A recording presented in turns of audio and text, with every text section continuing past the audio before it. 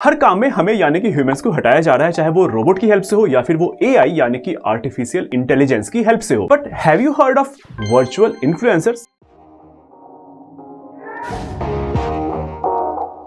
कोई भी fictional character जो कि कंप्यूटर जनरेटेड है, चाहे वो स्पाइडरमैन से आयरन मैन हो गया या फिर वो बैटमैन से सुपरमैन हो गया, ये सारे आते हैं वर्चुअल इन्फ्लुएंसर्स के अंदर, क्योंकि ये सारे कैरेक्टर आपके डिसीजन पे कहीं ना कहीं अफेक्ट करते हैं।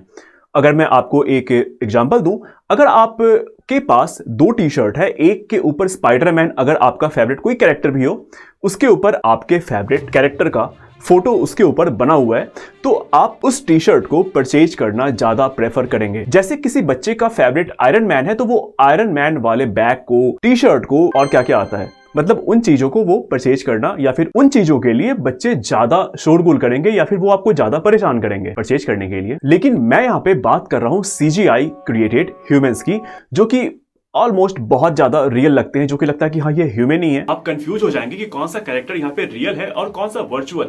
बट ये वीडियो क्योंकि वर्चुअल के ऊपर बेस्ड है और इन सारे वर्चुअल कैरेक्टर्स में से जो फेमस है, इन सब में जो ज्यादा फेमस वर्चुअल इन्फ्लुएंसर हैं, उनको मैं आपको कुछ दिखा देता हूँ। इनके नाम मैं पूरा का पूरा आपको भरोसा दे सकता हूँ कि इनके नाम मैं प्रोनाउंस बिल्कुल भी सही नहीं कर पाऊंगा, इसीलिए मैं इनका नाम लूंगा ही नहीं। आप यहाँ पे जो नाम है आप उसे पढ़ लीजिए और अपने हिसाब से जो भी आपको प्रोनाउंसिएशन करना है वो आप यहाँ पे कर लीजिए। आप इनको सर्च कर सकते हैं और मैं आपको ये बता दूं कि बस इतने ही नहीं है, अभी और भी बहुत ज्यादा है और भी बहुत ज्यादा बनेंगे। बनेंगे का मतलब ये है क्योंकि ये सीजीआई कैरेक्टर है तो ये और भी बहुत ज्यादा बनाए जाएंगे।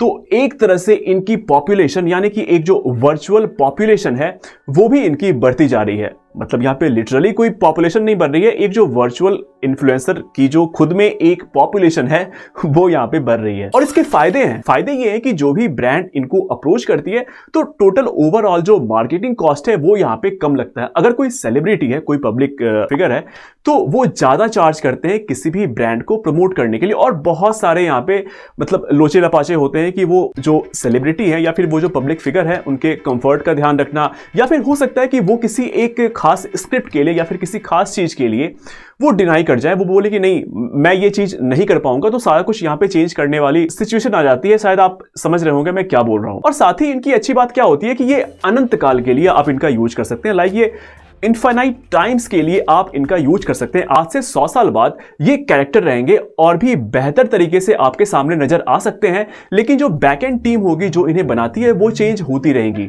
मींस कि जो इन्फ्लुएंसर हैं वो अगर आज हैं और ये बहुत ज्यादा फेमस हो जाते हैं तो वो बहुत समय के लिए रह सकते हैं, चाहे वो इंस्टाग्राम पे हो या फिर वो मेटावर्स के अंदर हो। और साथ ही इनका एज भी यहाँ पे बढ़ता नहीं है और जो सोचता है बंदा, जो बैकएंड पे जो टीम है जो जैसा सोचती है, जैसे कपड़े पहनाना चाहती है, जैसा उनको फेस चाहिए होता है वैसा वो बनाते हैं। ये वो तमाम फायदे हैं जो इस वर्चुअल इन्फ्लुएंसर से किसी ब्रांड को मिलता है। और इनका मेन पर्पस भी किसी ब्रांड को लेके ही है ताकि वो किसी ब्रांड को प्रमोट कर पाए। और जो बैकएंड पे टीम काम कर रही है, एक्चुअल में क्या है कि जो वर्चुअल इन्फ्लुएंसर है ये खुद तो कुछ चार्ज नहीं करने जा रहे हैं, लेकिन जो बैकएंड पे टीम है उनके रोटी पानी के या फिर उनके खर्चे के लिए जो पैसे चाहिए होते हैं वही यहाँ पे चार्ज किया जाता है। आप ऐसे समझ लीजिए, यहाँ पे कोई सेलिब्रिटी कॉस्ट या फिर यहाँ पे बहुत ज्यादा पब्लिक फिगर वाली कोई नौटंकी यहाँ पे नहीं होती है। और इसके जो फायदे नहीं है वो ये है कि हम अगर इंसान है तो हम इंसान से ही कनेक्ट होना चाहेंगे।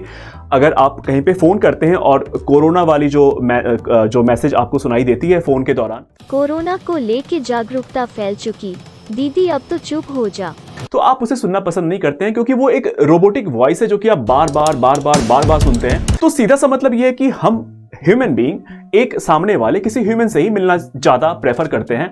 और जब हमें पता चल जाए कि सामने वाला जो भी कैरेक्टर है, जो भी इन्फ्लुएंसर है, वो कोई इंसान नहीं बल्कि एक ये वर्चुअल पर्सन है, वर्चुअल कैरेक्टर है, तो हम उससे बहुत ज्यादा कनेक्ट नहीं कर पाएंगे। क्योंकि आप ऐसे सोचिए ना कि आप किसी को अगर पसंद करते हैं, मेरे पसंद करने का मतलब ये है कि अगर आपका कोई सुपरस्टार जो कि आप जिसे पसंद करते हैं, कोई पॉलिटिशियन हो गया या फिर कोई यूट्यूबर हो गया या फिर कोई टिकटॉकर, नहीं तो उनके बैकग्राउंड में उनका जो काम होता है अपार्ट फ्रॉम देयर मूवीज या फिर वो जो भी उनका एक जो प्रोफेशनल काम है उसको छोड़ के भी आप उनके बैकग्राउंड की वजह से भी उनको आप अपना प्यार देते हैं। चाहे वो उनके डोनेशन की वजह से हो या फिर वो अपना प्यार गरीबों के बीच बांटते हैं या फिर अपने पैसे को उन लोगों को देते हैं जिनको की जरूरत होती है। तो ये वो सारी चीजें हैं जो कि किसी आदमी को बहुत ज्यादा फेमस करती है और हमसे उनको कनेक्ट कर पाती है। लेकिन यहाँ पे जो वर्चुअल इन्फ्लुएंसर्स हैं उनके साथ ऐसा कुछ होने जा नहीं रहा है।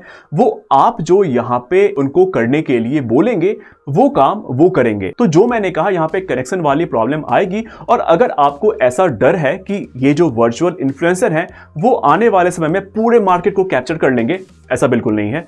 जैसा कि मैंने आपसे कहा कि कोई ह्यूमन बीइंग से ही बात करना या फिर उनसे सारा कुछ शेयर करना ज्यादा पसंद करता है, तो ये हमेशा रहेगा। लेकिन इसका मतलब ये भी नहीं है कि वर्चुअल इन्फ्लुएंसर्स यहां से खत्म हो जाएंगे। दोनों साथ रहेंगे लेकिन अपर हैंड हमेशा हमारा होगा, मींस जीत हमारी होगी। तो बस इतना ही था आज के वीडियो में। अगर आपको ये वीडियो अच्छा लगा तो आप इसे लाइक कर दीजिए, अपने दोस्तों के साथ शेयर कर दीजिए और इस चैनल को सब्सक्राइब कर दीजिए। मिलते हैं फिर से किसी नेक्स्ट वीडियो में नए टॉपिक के साथ। तब तक के लिए थैंक यू, धन्यवाद।